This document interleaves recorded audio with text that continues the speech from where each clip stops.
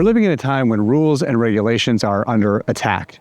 They are seen as stifling to progress and an impediment to building and innovation, and sometimes they can be. But there's one area where a lack of rules and regulations and indifference to enforcement has created confusion and spawned a whole new series of harmful and misguided regulations. And we need to clean this up and get it right because it has such potentially amazing benefits to society. And that area is electric bicycles. Hey everybody, I'm Tom, and this is Shifter, a channel about urban cycling, bike commuting, and the ways we get around our cities. If you like this video, please consider subscribing or becoming a Shifter member. There are links in the description down below. So these days, it's really easy to overlook or even feel some hostility towards the idea of regulations. We're also seeing the flip side of it in e-bikes because the lack of clear and consistently enforced regulation does threaten not just the growth of e-bikes, but the place of e-bikes in our cities and our lives, and we risk missing out on all of the benefits of getting more people on bikes. Getting the rules wrong or even having the right rules in place that are not enforced has led to some pretty serious problems in some places. In some jurisdictions, e-bikes have even been banned from being brought into condo buildings or some dwellings. I've been in a few cities recently where it's hard not to look at the bike lanes and see so many delivery vehicles and think we've created this weird world where we expect instant delivery, but then we're surprised when it spills over into conflict in our bike lanes. It just seems like a crazy situation we've created here. So how do we go about making rules that ensure public safety while also giving people the freedom to do what they need to do and move around the way they want? Now, when it comes to regulation and e-bikes, there's really two issues here. One is riding e-bikes and the other is around the battery. So let's dive into each of those.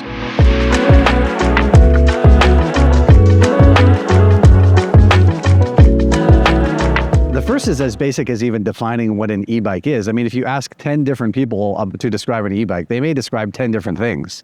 Some would include everything from electric mopeds and those things that look like motorcycles but are electric. Others would say things like one-wheels, or even scooters might qualify as electric bicycles or electric micro-mobility devices anyway, which all kind of fall into the same category.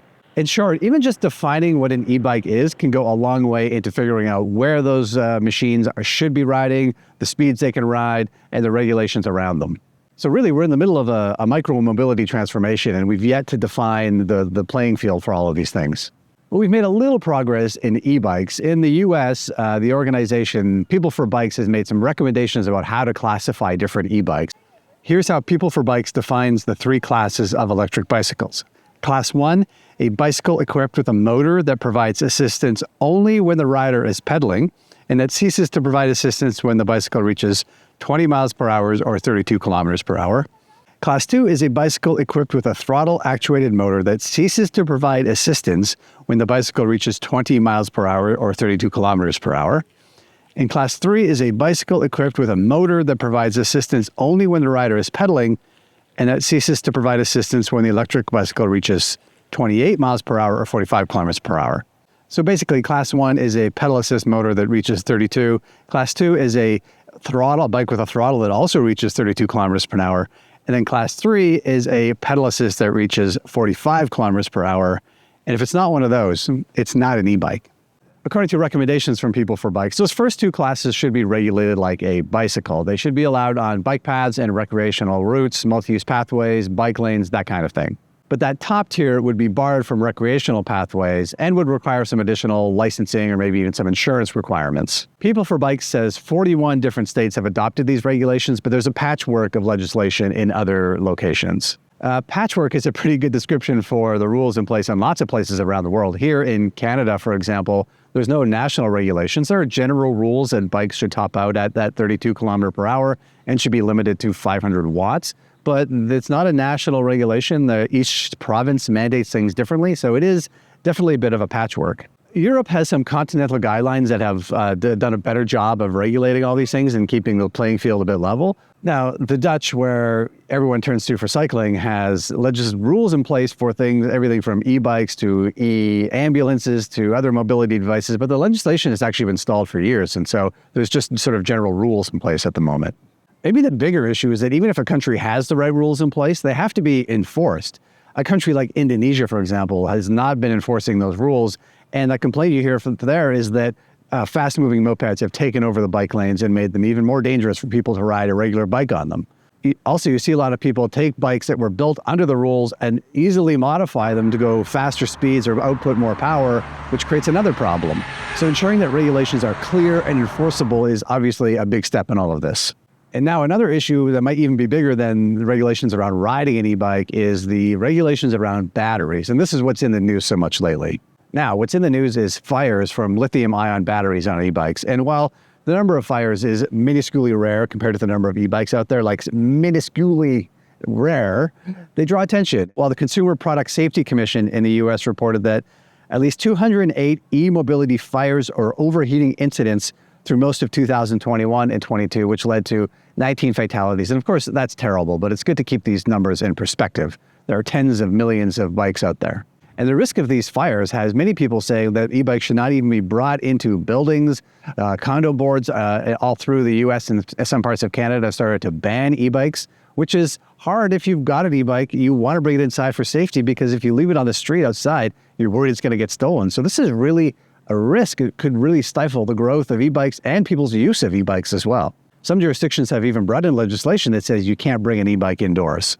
But the issue isn't the bikes. The issue is a lack of regulations or a lack of enforcement of regulations around the batteries. Now, most of these fires are traced back to things like poorly produced batteries or a lack of sufficient software battery management system or a damaged battery or a modified battery. It's very rare that a well-produced, well-certified battery will ever cause any problems whatsoever. But when it comes to standards and certifications, one chemistry professor recently told the Toronto Star that it was the Wild West of regulations out there, meaning there aren't any, or at least there aren't enough of them.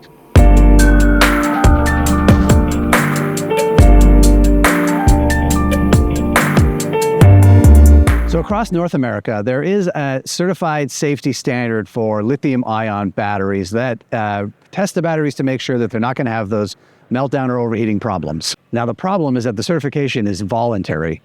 That's the case across North America. That's also the case in Europe, where there are fewer problems, actually. And it's also the case in China, where most of the lithium-ion batteries are produced, although that only regulates the use of the batteries domestically. It doesn't regulate the ones that are exported. You know, there are actually international standards related to the manufacture of e-bikes, too. But again, these are just voluntary.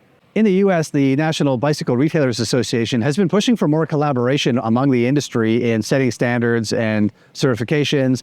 The Consumer Product Safety Commission is also looking at it, although I might suggest the politics of the US right now may not make the best environment for a set of new regulations to come in. In Europe, there is a movement among manufacturers to make it more difficult also to modify e-bikes to get around these regulations. In the past, there has been a bit of a wink-wink, nudge-nudge thing among some bike manufacturers where, with very simple modifications, you could circumvent those rules, which can cause a risk. But here's the rub. Certification takes time and costs money, which means that certified batteries are more expensive than the ones that are not certified. You know, the real growth and the real opportunity among e-bikes here is people who aren't regular riding bikes, and they're often more price conscious than like dedicated hardcore cyclists. And so that creates a problem where people are looking for lower prices, which is an incentive for manufacturers to keep those prices low, and skirting certification is one way to save a little money. Also available are aftermarket modifications to make batteries output more, which is, it's really difficult to imagine enforcing that. How is anyone looking at a bike going to know if there's an aftermarket modification to that battery? But things are happening. People are talking about this. There are certification requirements for storage of e-bikes indoors in the fire codes of some jurisdictions now, which is a great sign. And there's a big question here about education and enforcement. All the rules in the world won't make a difference if there's no one enforcing it, and if those people who are enforcing it, say police in some jurisdictions, don't understand them or can't identify what class of a bike it is or what the battery is built like. People for Bikes is also pushing manufacturers to clearly label bikes by their class. If it's a class 1, a class 2, or a class 3, that it's easy for someone looking at the bike to know which one is which is another step towards enabling enforcement.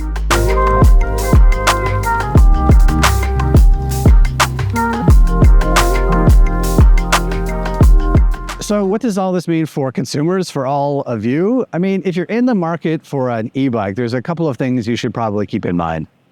One is you should do a quick Google to find out the rules in your jurisdiction. You probably don't have to become an expert in these things. They can get complicated and full of numbers and power outputs and wattages, which, I don't even understand. But having at least a bit of familiarity will let you ask the right questions. The second part is to be wary of buying a e-bike from a sketchy company, especially a sketchy online company, if the price seems too good to be true. It's really those low-end e-bikes that are the problem here, and you really have to keep a close eye out it. So buy from a reputable dealer, buy a reputable brand.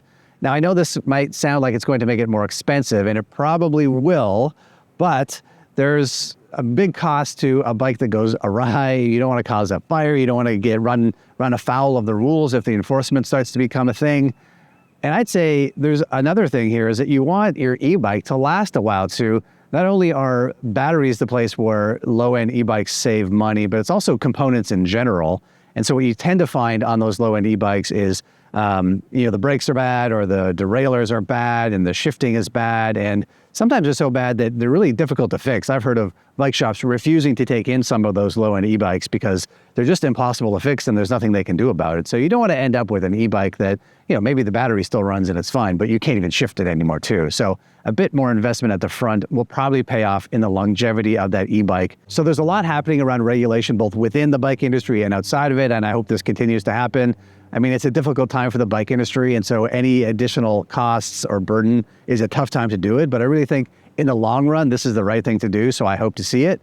But in the meantime, use your brain when you're buying a bike. Make good decisions for yourself. I hope this video was helpful. Thanks for watching.